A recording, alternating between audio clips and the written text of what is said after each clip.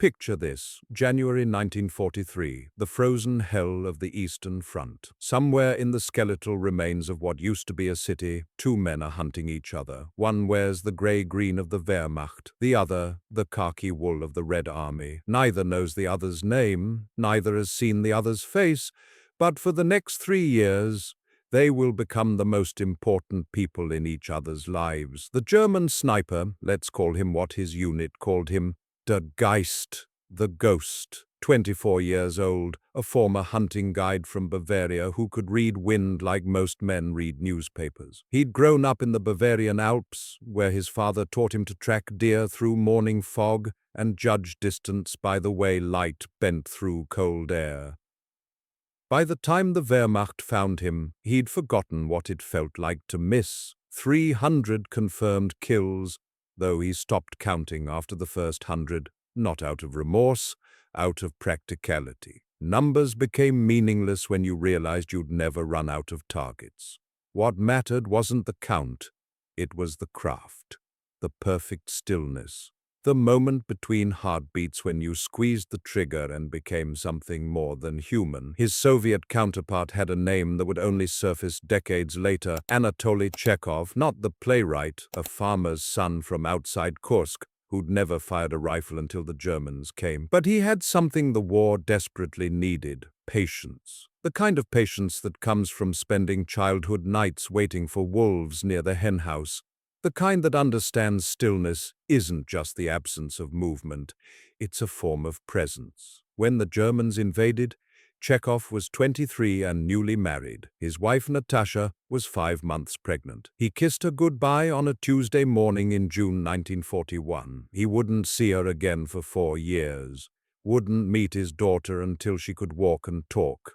Their first encounter wasn't dramatic, no Hollywood moment, just a German machine gun nest that went quiet on a Tuesday morning.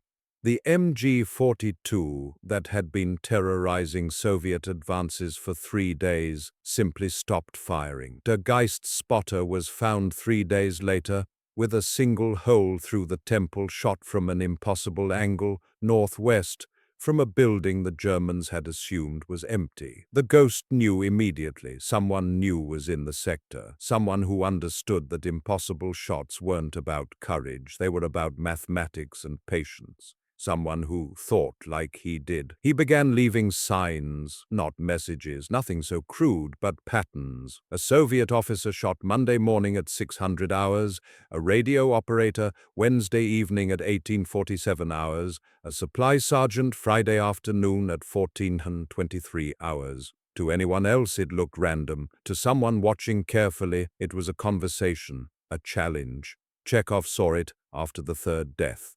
He'd been mapping every confirmed German sniper kill for weeks. Most snipers were predictable, they found good positions and overused them. But this one was different. The timing was too precise, the locations too varied. This wasn't hunting, this was performance. He began his reply: a German lieutenant Tuesday morning, a scout Thursday evening, a courier Saturday afternoon. Each shot carefully placed, carefully timed, not a mirror. That would be too obvious.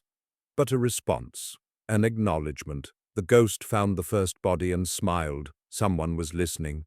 Their first direct confrontation came in August 1943.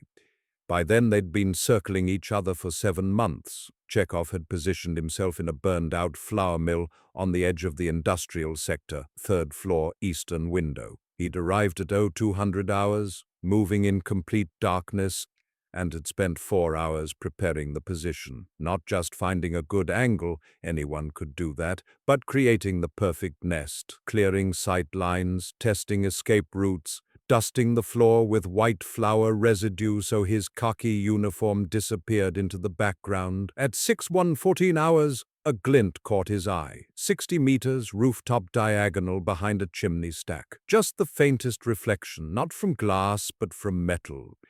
A belt buckle, maybe, or a rifle sling clasp. The kind of mistake even experienced snipers made once in a while when the sun hit them at exactly the wrong angle. Chekhov didn't rush. He watched for 40 seconds, controlling his breathing, waiting to see if the glint repeated. It didn't. That told him everything. His opponent had already realized the mistake and frozen completely, which meant he knew he'd been seen. Now it became a question. Had the ghost seen him first? Chekhov adjusted his aim by millimeters, centering his crosshairs on where he estimated the enemy's head would be based on the angle of that glint. He took 3 breaths. On the third exhale, he squeezed the trigger. The Mosin Nagant kicked against his shoulder. The sound was enormous in the enclosed space. He kept his eye to the scope, watching for confirmation. Then his left ear exploded in sound. Not pain, that came later, just impossible, overwhelming noise. The ghost's round had passed so close, the sonic crack temporarily deafened him. He felt something warm on his neck, touched it, found blood. The sonic pressure had burst small vessels under his skin. 2 shots, fired within a heartbeat of each other, both missed. Both should have killed. Chekhov didn't move for 11 hours, didn't shift weight, didn't scratch the blood trickling down his neck where capillaries had ruptured, didn't reach for his canteen though his mouth felt like sand. The ghost, he knew, wouldn't either. Whoever moved first died. Simple as mathematics. His leg went numb after 3 hours, started cramping after 5. By hour 8, he'd lost feeling in his left foot completely. He welcomed it. Pain was just information. And right now the only information that mattered was stay alive.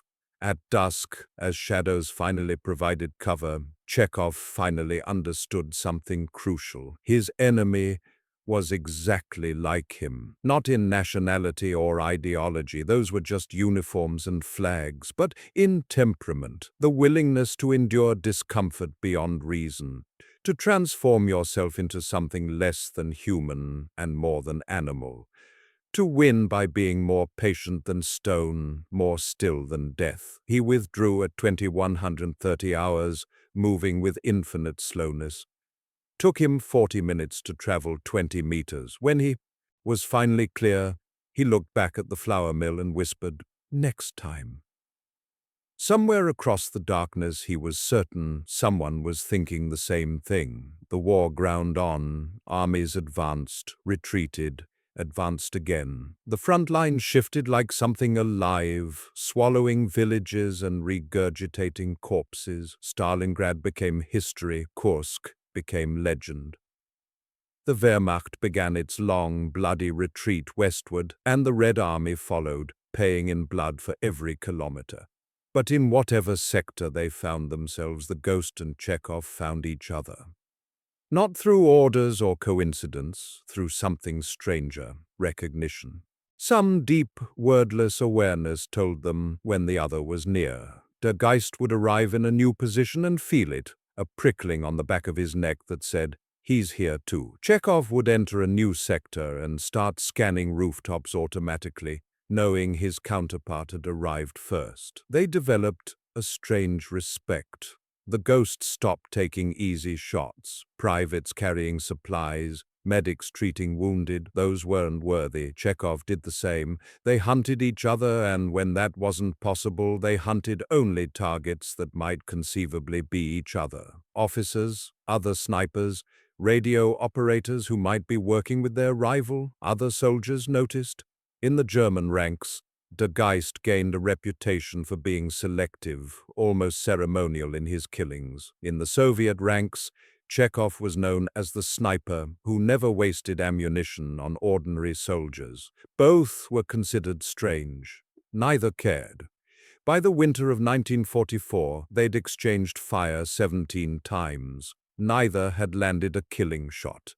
Near misses, certainly. Chekhov still couldn't hear properly from his left ear. It rang constantly, a high-pitched whine that never stopped. Der Geist walked with a slight limp from shrapnel that had torn his right calf when Chekhov had destroyed the building he was evacuating from, bringing down half a wall with a perfect shot into a damaged support beam. They'd wounded each other in ways that didn't show on body counts, and they'd kept each other alive in ways neither fully understood, because as long as the duel continued, both had a reason to be careful, to be perfect, to survive one more day. Berlin, April 1945. The Reich's death throes. The city was dying in pieces, block by block, building by building. Artillery hammered ruins that are already ruins. Soviet tanks rolled through streets, choked with debris and corpses. Der Geist was 31 now, looked 50. His hands shook sometimes, not from fear, but from exhaustion that went deeper than sleep could fix. Chekhov was 26, felt ancient. His hair had gone gray at the temples. Both men had lost weight they didn't have to lose. They'd been hunting each other for 3 years and 4 months across more than 1,000 kilometers of hell. 17 direct confrontations, 0 kills. But they'd shaped each other in ways that couldn't be measured in bodies. The final confrontation came not in combat but in surrender. Der Geist's unit had been overrun in the fighting near the Reichstag. He'd run out of ammunition 2 days earlier, out of options, out of war. When Soviet forces stormed his position, he didn't resist, just set down his rifle, the same Karabiner 98K he'd carried since 1941, and raised his hands. They searched him roughly, found his sniper's log tucked inside his uniform jacket. It was a small notebook, leather-bound, every page filled with precise handwriting, dates, locations, distances, weather conditions, and occasionally brief notes. The entry, for August 14, 1943, read simply, "Worthy opponent, flour mill, draw."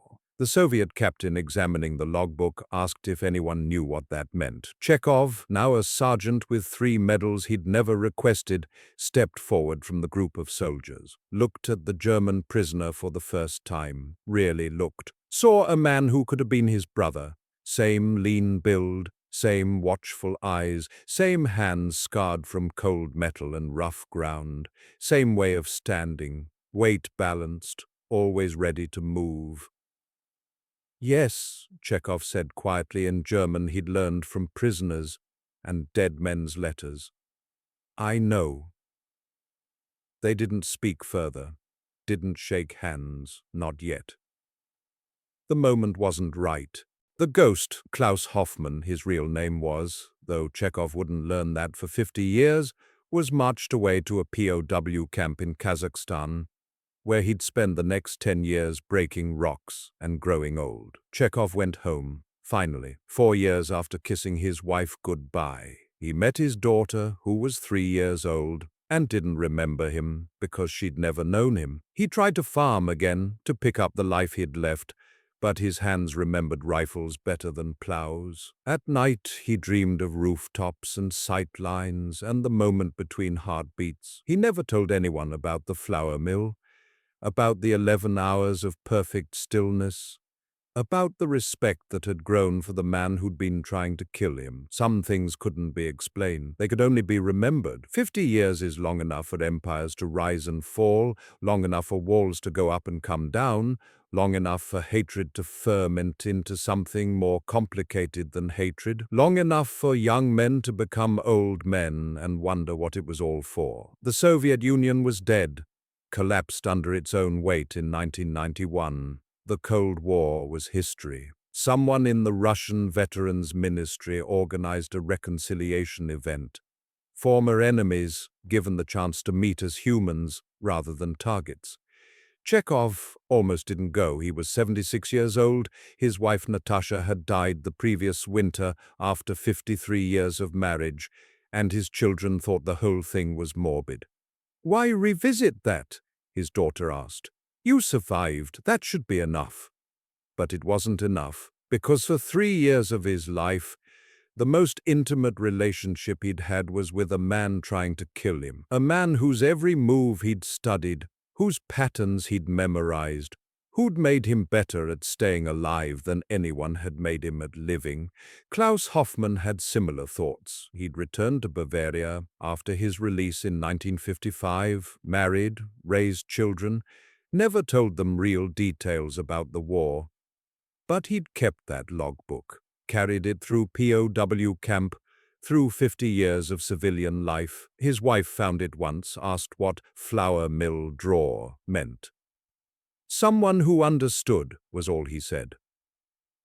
The meeting was arranged in a Berlin hotel. Chekhov arrived first, moving slowly, using a wooden cane now. When Hoffman entered, tall, white-haired, walking with that familiar slight limp, there was a moment of absolute stillness. Both men stopped. 50 years collapsed into nothing. Then they moved toward each other, not rushed, not hesitant, just the careful, measured approach of two men who'd spent years perfecting the art of approach. They met in the center of the lobby, shook hands. Hoffman spoke first, in careful Russian he'd learned in the camps. "You were better than me." Chekhov shook his head, switched to German. "No, we were the same." "The flour mill," Hoffman said. It wasn't a question. 11 hours, Chekhov confirmed. 12 for me. I counted wrong. They both smiled. Then they sat, and they talked. They talked for 6 hours that first day. Compared notes. Hoffman brought the logbook. Chekhov laughed when he saw it. They went through it entry by entry. March 17th, you thought I was on the rooftop. You weren't. Basement below it. Decoy on the roof. They met twice more before Hoffman died in 1998. Between meetings, they wrote letters, not about war, mostly about grandchildren, about gardens, about the strange mercy of growing old enough to realize the person trying to kill you was just another person trying not to die. At Hoffman's funeral, Chekhov placed something on the casket, a spent rifle casing from August 1943. "From the flour mill," he told Hoffman's eldest son, "the best shot anyone ever missed." Chekhov died 2 years later, in 2000. His family found correspondence with Hoffman's widow. The last letter read, "Thank you for being worthy of him." Two men who spent 3 years trying to destroy each other, who shook hands 50 years later, who understood that sometimes the person trying to kill you is the only person who really knows you're there.